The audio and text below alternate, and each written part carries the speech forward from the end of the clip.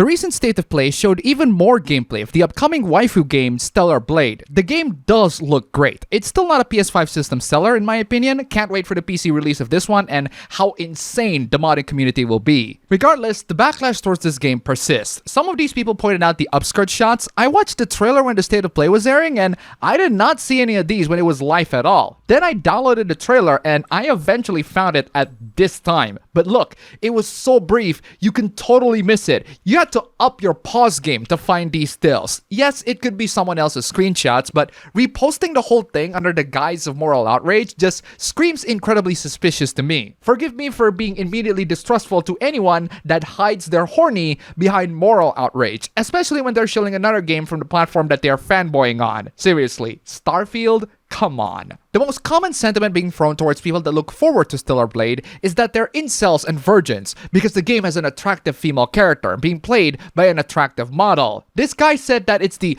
overly sexualized cartoon women. What's the problem with that? Because it appeals to people you don't like? This guy said that if you find the game arousing, you need to get your hard drives and phones checked by the FBI. Why? Because the characters have the faces of a damn child. Yeah, your subjective opinion does not warrant an entire FBI investigation. And if you don't actually mean that, shut your damn mouth then. One person even responded to this comment by saying, "Damn, sorry, we Asians look young." On behalf of Asians, I too apologize for looking too young. This person told gamers to not be porn addicts and that this is not how we want the medium to be defined. For one, you're way too late. And for two, stop trying to gain validation from people who don't respect this hobby. They can all screw themselves. The internet discourse towards attractive fictional female characters really needs some tweaking. We're gonna need someone to speak out against this horrible injustice, like the director of the game. Thankfully, the director of Stellar Blade, Kim Hyung-tae, does have standards, and he's making them very clear to everyone. For one, he made sure that the design of the character's back was prominent and revealing, which is the absolute correct choice. For two, he was honored to be compared to Nier Automata, because that's pretty much his main inspiration. It is such an inspiration that Yoko Taro himself, the eccentric director of Nier Automata, acknowledged his work. Whew, if I were him, I'd scream like a fangirl. I am glad that Kim is maintaining that Yoko Taro spirit. I'm glad that Yoko Taro gave his blessings to this game too. Seriously, good luck with your game, my man. We'll see how the game performs despite all the backlash and haters. Speaking of people who don't respect the hobby, you got this dumb article from the French about Stellar Blade. They just outright say it, your game is sexist, but the developer doesn't see the problem. Because there isn't. It doesn't matter if the clothing makes no sense in a post-apocalyptic setting. If there's a whole post-apocalyptic world in the game and you are distracted by the main character's beauty, that's your problem. We already tackled the director's comments and he made no apologies for Eve's attractiveness. If you think the director's reasoning is incomprehensible, that just highlights your lack of intellectual capabilities. Then the writer bashed Stellar Blade and the dev's previous work, Nikkei, for sharing their weakness of having hypersexualized female characters. Seeing that as a weakness is just incredibly prudish behavior. And finally, the writer ends by calling the whole thing a collection of cringe-worthy delusions or fantasies. Writer,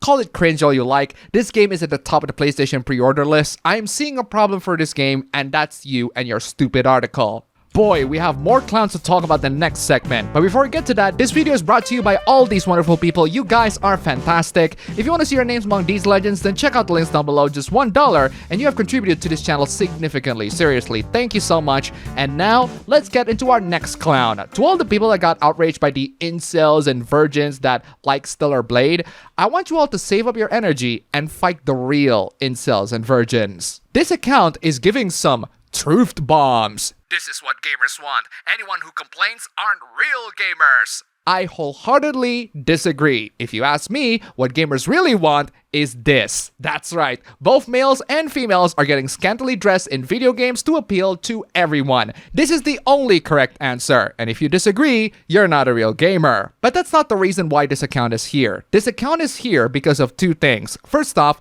limiting replies is such a cowardly move. And second, the hidden reply section, which is astronomically freaking long. From the distance, there seems to be a pattern emerging. It's almost as if this account is hiding the same reply. What is the reply? It's this tweet saying that this AI-generated ape with some skimpy outfit is sexier than dudes cross-dressing and calling themselves femboys. I beg to differ, my dudes. Granted, not all real-life ones can totally pass, but fictional ones? Most of them very much so. People online really need to see that hiding comments and replies is incredibly cowardly, which is quite prominent towards the incels and losers online. Another thing that's quite prominent with incels is insecurity. This exchange is just stupid. This is a conversation between a gray text guy and a blue text girl. After what I assume to be a first date, Gray asked, "Hey, after seeing me in person, what are you giving me out of 10? Yes, Gray is asking Blue to rate him. Why? Because he's insecure about his looks. That's pretty much what it boils down to. But that's not the best part. Not only he's insecure about his looks, he totally overestimates how good looking he is. Blue answered the question by saying that he's about 7.5 out of 10. I'm starting to hate the rating system because there are things you just can't measure with numbers, which is why I stopped rating movies or games anymore and just told them if they were awesome or trash. Technically speaking, 7.5 out of 10 is pretty good looking, and yet he received this rating as if he received a 1 out of 10, and that leads to Gray saying good night and never texting him again.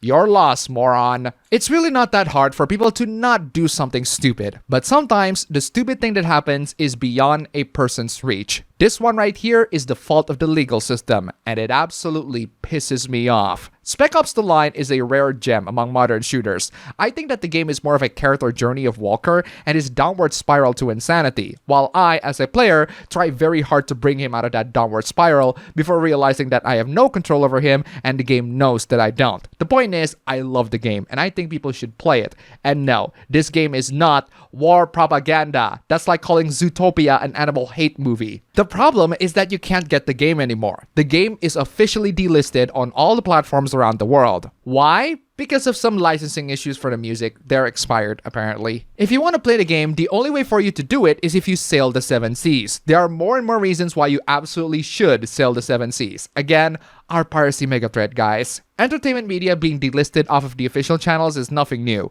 But what if it's not the entertainment media, but a whole freaking channel? Have you sailed the digital 7 seas? If you haven't, then you should, because the big corporations that hold your favorite entertainment can't even hold themselves. Crunchyroll shuts down Funimation. That's right, Crunchyroll just shuts down Funimation on April 2nd, 2024. And if you buy any shows or movies from them, too bad. The fall of Funimation should be a warning sign to Crunchyroll to not repeat the same mistakes that they are making. But Crunchyroll seems like they want to catch up with Funimation as soon as possible. To add more trash to the top, you also have to deal with Crunchyroll's pay increase from $55 a year to $100 per year. Gee, I wonder why people are sailing the 7 seas more and more. I hate it when the most entertaining media are being held by the most fragile companies that can crumble easily due to all sorts of stuff. I recently watched Blue Eye Samurai, which was freaking awesome, but I will never watch it directly on Netflix. Netflix is still in the too big to fail phase, but we'll see in a couple of years. And that's all for the video today. If you like this video, you can go ahead and click the like button and subscribe for more.